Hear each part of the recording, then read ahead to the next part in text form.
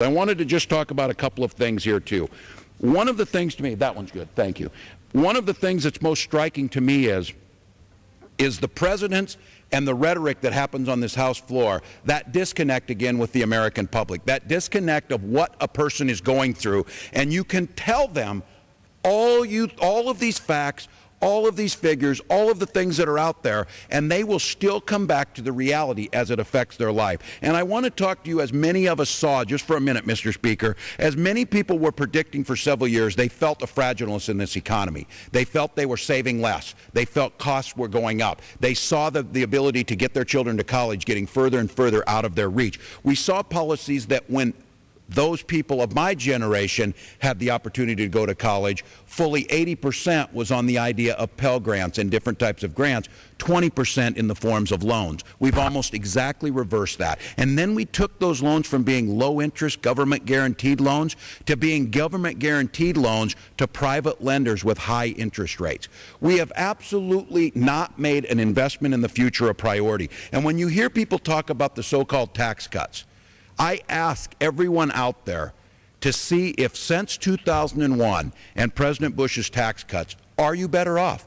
Have they fulfilled their promise? Have they filled your pockets with wealth? Have your streets gotten better? Have your schools become more productive? Have everything gone exactly the way they told you they would do? Because the bottom line in this country is we have seen the single largest shift of wealth to the smallest percentage at the top than we have seen since the 1920s. We have the greatest disparity from those in the middle class and those in the top 1% that we have seen in the past 100 years. The policies that were put into place did exactly what they were supposed to do. They shifted that wealth. And in the ideology, and I don't deny that my friends across the aisle believe this, those people in their benevolence were going to reinvest it all, creating great jobs here and spurring the American dream. The problem was this.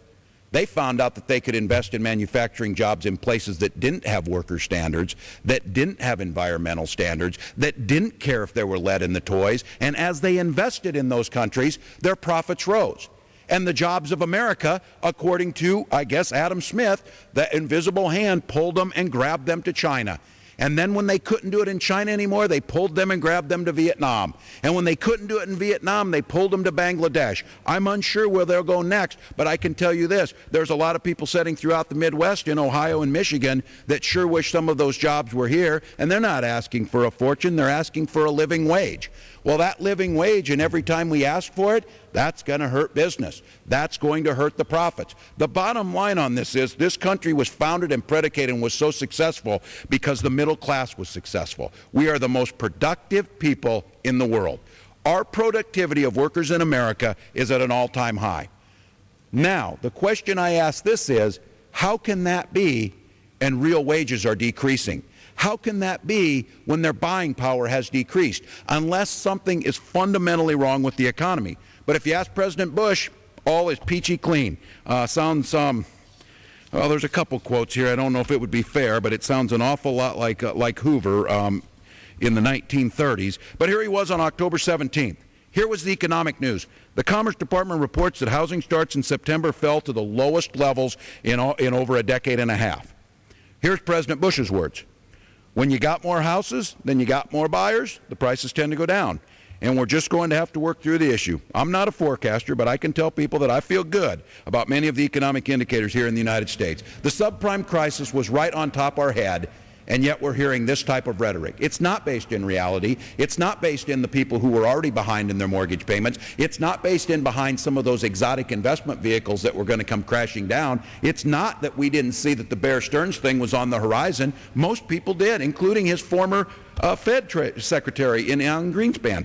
But no, doesn't bother the president, doesn't matter the people here who for 6 years rubber-stamped every single piece of legislation written on K Street by the lobbyists and sent down here. Everything that was done behind closed doors by Ken Lay, by Jeff Skilling, by the rest of them, sent down here, voted on against the objection of the minority party, our party at that time, that you are heading for disaster. Do not do this. Oh, no, no.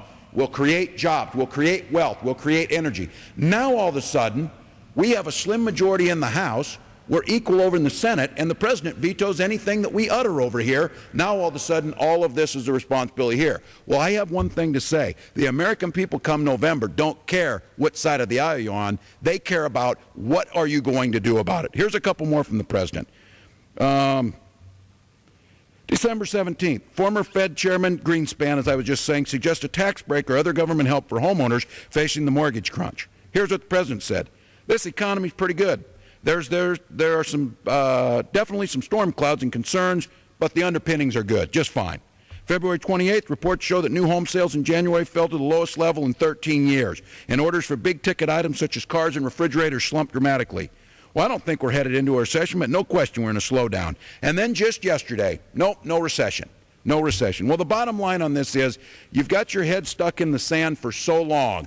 You tell yourself for so long that these policies are going to work. The American public, again, as I said, doesn't care what the economists say. The American public and the average person that's out there, middle-class worker, doesn't care what the exact number of foreclosed homes are. They don't care about the derivatives in these exotic vehicles that were created on the subprime. They don't necessarily care where the oil is coming from or where the energy is coming from. What they know is they got to get to work in the morning, and that takes gas. And that job's not paying anymore. It might not be there tomorrow. They're not saving enough. And I heard the person before me speaking on this floor talking about how great this oil investment is in the 401ks. Well, I should probably get some of his advice because mine, like many others in this country, showed a downturn last year because of all of the other drops in stocks and investment vehicles.